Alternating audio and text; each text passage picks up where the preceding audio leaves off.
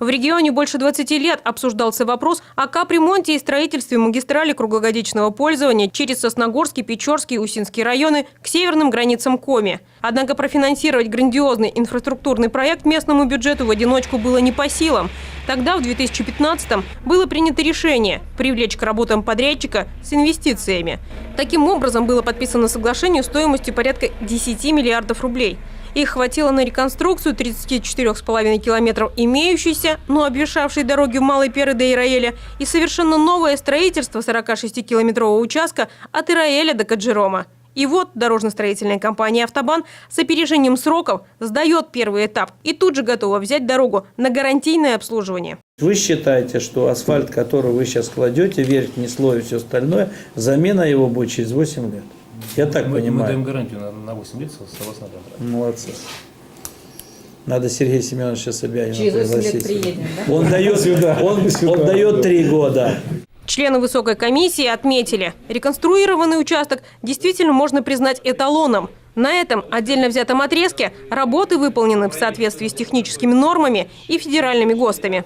Сегодня региональных дорог почти 780 тысяч, и они соответствуют 34%. Задача стоит, которую поставил сегодня президент Российской Федерации, это было 3 года назад, к 2021 году максимально привести все дороги в нормативное состояние региональные, те, которые действительно свыше 12 лет. Те, которые попадают под капитальный ремонт, они автоматически сами будут. Федеральные дороги в 2018 году будут все, 85%, одним словом 100% будет приведено в нормативное состояние. Мы беспокоимся, чтобы региональные дороги республиканские были лучше, чем федеральные.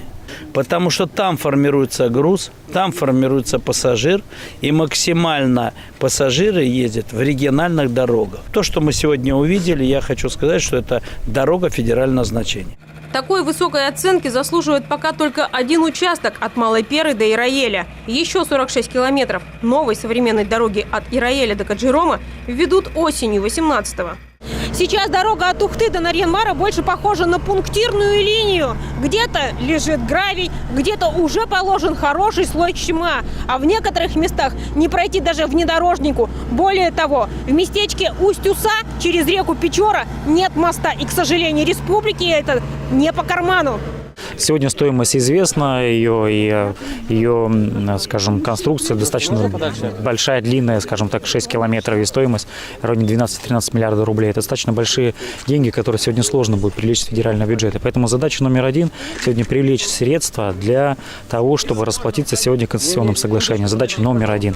Задача номер 2 – те кусочки дорог, которые сегодня не будут достроены, сегодня искать для них, опять же, федеральные средства для того, чтобы ее достраивать. Это 22 километра в районе деревни Вис Сосногорского района и значительная часть подъездных путей к реке Печора в Усинском районе. По словам депутатов, вопрос о выделении финансирования на реконструкцию автомагистрали уже выносился на нулевое слушание Госдумы, и обсуждение продолжится в сентябре. Елена Шумилова, Павел Фетисов, телеканал Юрган, Сосногорский район.